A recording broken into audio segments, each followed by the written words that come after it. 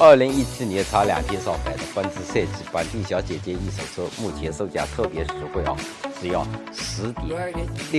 个 W 就能特别价啊，关键是白色 C200 2.0T 的车子啊，团队是全新铺装，新款带加长啊。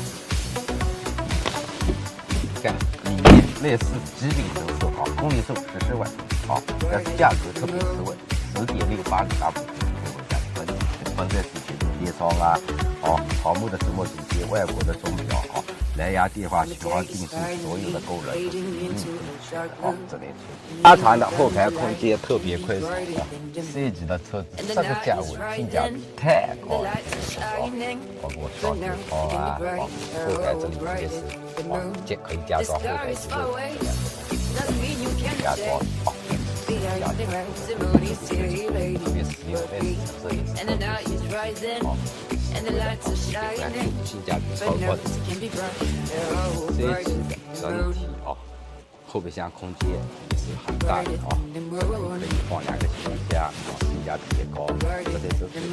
盘方方面面看起来也都是很扎实后排空间也大，而且关键这些车子是加长C2L，性价比高出厂时间是16年11月，C200L 这类车子真正市高